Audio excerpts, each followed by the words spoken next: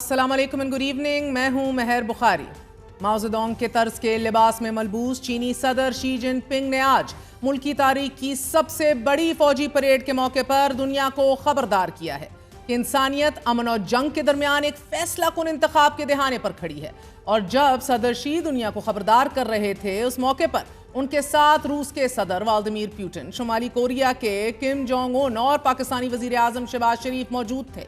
Reuters के मुताबिक ये इंतहाई मुनज़्ज़म और अलामती तकरीब दूसरी आलमी जंग के इख्तिताम पर जापान की शिकस्त के 80 बरस मुकम्मल होने पर मुनक्कद की गई थी, जिसे मगरबी रहनुमाओं ने बड़ी हद तक नजरअंदाज किया। मगर भारतीय वजीर आजम मोदी को एससीओ इजलास अटेंड करने के बावजूद इस परेड में शिरकत की दावत नहीं दी गई। ताहम रूसी सदर पुतिन और शुमाली कोरिया के सरबरा की मौजूदगी वाज़ेह करती है कि रूस अब खुलकर चीन के साथ खड़ा हो गया है, जो पहले ही अमेरिका और यूरोप से दूरी इख्तियार किए हुए हैं।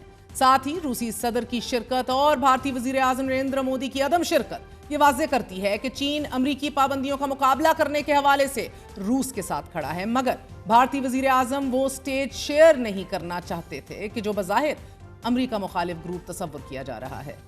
तियानामेन स्क्वायर पर 50,000 से जायद तमाशाइयों से खिताब करते हुए सदर शी ने यह कहा कि आज इंसानियत को अमन या जंग, मुकालमे या तसादुम और जीत या जीरो सम के दरमियान इंतखाब का सामना है।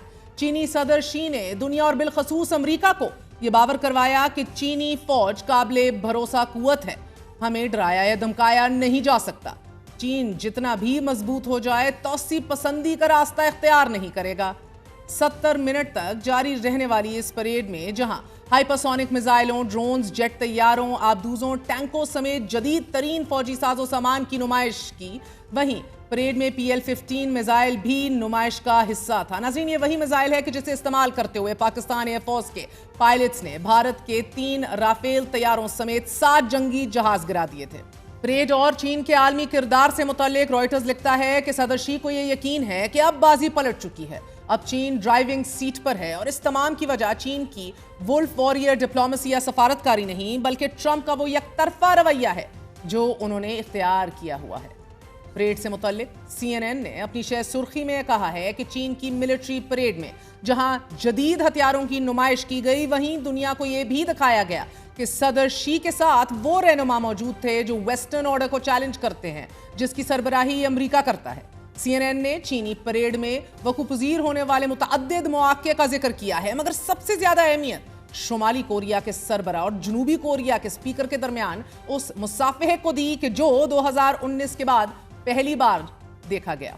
नाज़रीन, CNN ने परेड को अमेरिका और उसके हरीफों के लिए एक मैसेजिंग पैगाम करार देते हुए लिखा है कि यह परेड हथियारों की नुमाइश से कहीं बढ़कर व्लादिमीर पुतिन और किम जोंग उन की चीन के साथ यकजहती को वाज़ेह करती है, और ये यकीनन अमरीकी सदर और आलमी रहनुमाओं के लिए किसी चैलेंज से कम नहीं। CNN ने अपने एक और तज्जिये में मिलिट्री परेड को उस नए आलमी निज़ाम, न्यू वर्ल्ड ऑर्डर की जानिब पहला कदम करार दिया है कि जिसका ख्वाब चीनी सदर शी देख रहे हैं। जिस वक्त ये परेड चल रही थी, सदर शी सदर पुतिन और शुमाली कोरिया रहनुमा किम के दरमियान बैठे बात कर रहे थे, बार बार उनकी बातों का जवाब दे रहे थे। और इसी मौके पर अमेरिकी सदर डोनाल्ड ट्रंप ने अपनी social media website truth social पर तंजिया पोस्ट में लिखा कि मेरी जानिब से पुतिन और किम जोंग उन को गर्मजोशी से सलाम कहिए, जब आप अमेरिका के खिलाफ साजिश कर रहे हैं। ट्रंप की पोस्ट के जवाब में सदर पुतिन के मुशीर ने बज़ाहिर अमेरिकी सदर ट्रंप को ही बावर करवाते हुए यह कहा है कि यह परेड किसी के खिलाफ किसी साजिश का हिस्सा नहीं, आपके खिलाफ कोई साजिश नहीं कर रहा। हम यकीन दिलाते हैं कि तीनों रहनुमाओं में से कोई भी इस किस्म की सोच नहीं रखता। साथ ही मैं बस इतना कहूंगा कि दुनिया के सामने अमेरिका का किरदार वाज़ेह है, बिलखसूस मौजूदा सदर ट्रंप की इंतजामिया का। नाज़रीन, सहाफ़ियों से गुफ्तगू करते हुए सदर ट्रंप का यह कहना है कि इस परेड को अमेरिका के लिए चैलेंज नहीं समझता, जबकि जापान ने परेड पर तबसरा करने से गुरेज करते हुए कहा है कि एशिया की दोनों बड़ी मुईशतें तामीराती ताल्लुकात कायम कर रही हैं। बज़ाहिर सदर ट्रंप आलमी मंजरनामे पर वकूपज़ीर होती तब्दीलियों से खुश नहीं हैं।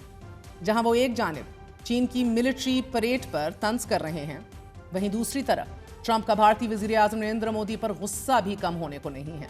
ओवल ऑफिस में सहाफ़ियों से गुफ्तगू करते हुए सदर ट्रंप ने कहा कि भारत तवील अरसे तक अमेरिका के साथ यकतरफा तिजारत करता रहा और अमेरिकी सनतकारों को नुकसान पहुंचाता रहा है। भारत ने जीरो टैरिफ की पेशकश की, अब यह पेशकश भारत को कई साल पहले कर देनी चाहिए थी। और अब मेरा भारत पर आए टैरिफ कम करने का कोई मंसूबा नहीं है। अमरीकी सदर की भारत से नाराजगी और भारत की आलमी मंजरनामे पर सफारती तन्हाई और आइसोलेशन के बाद भारत में बहस शुरू हो गई है कि क्या नरेंद्र मोदी का 11 साल पर मुहित इक़्तिदार अपने इख्तिताम की जानिब गामजन है।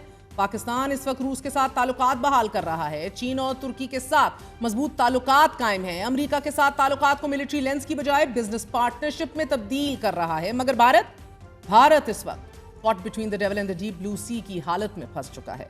अमेरिका भारत से नाराज है क्योंकि रूस से तेल भी खरीदा जा रहा है और अगर भारत रूस से तेल खरीदना बंद कर दे तो अरबों डॉलर के नुकसान के साथ साथ भारत की रूस से स्ट्रेटेजिक पार्टनरशिप भी खतरे में पड़ सकती है। भारत रूसी हथियारों और तेल का सबसे बड़ा खरीदार है और अगर ऐसा नहीं करता तो अमेरिकी सदर डोनाल्ड ट्रंप मजीद टैरिफ आयद करके अमेरिका जाने वाली भारतीय बरामदात को तबाह कर देंगे।